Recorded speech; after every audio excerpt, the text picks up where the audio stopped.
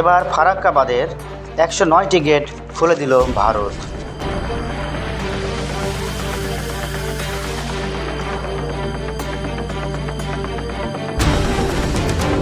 সোমবার গেট খুলে দেওয়া হয়। এতে একদিনে বাংলাদেশে ঢুকবে 11 লাখ কিউসেক পানি। বাঁধ খুলে দেওয়ায় বন্যার আশঙ্কা তৈরি হয়েছে পশ্চিমবঙ্গের মুর্শিদাবাদ সহ বাংলাদেশেও।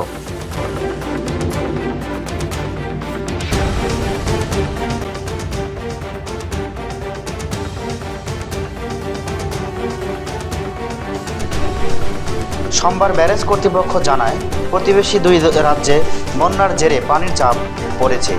তবে স্বস্তির বিষয়, এখনও নেপাল থেকে পাওয়ার ঢল নামেনি।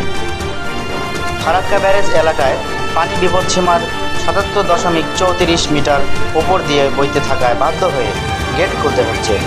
সেক্ষেত্রে ফিডার ক্যানেলেও পানির পরিমাণ বাড়ানো হয়েছে।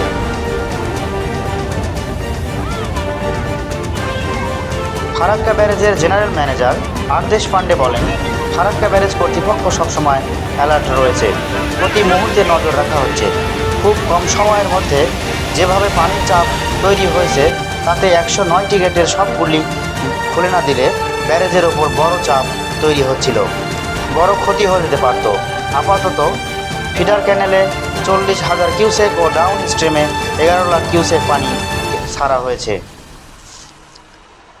এদিকে 20 আগস্ট থেকে দেশের 11টি জেলায় বন্যা আক্রান্ত হয়েছে। জেলাগুলো হলো ফেনী, কুমিল্লা, চট্টগ্রাম, খাগড়াছড়ি, নোয়াখালী, মৌলভীবাজার, হবিগঞ্জ, ব্রাহ্মণবাড়িয়া, সিলেট, লক্ষ্মীপুর ও কক্সবাজার।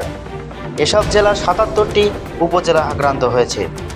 মোট 9,79,901টি পরিবার পানিবন্দী হয়ে পড়েছে। ক্ষতিগ্রস্ত লোকের সংখ্যা 50,93,530 জন।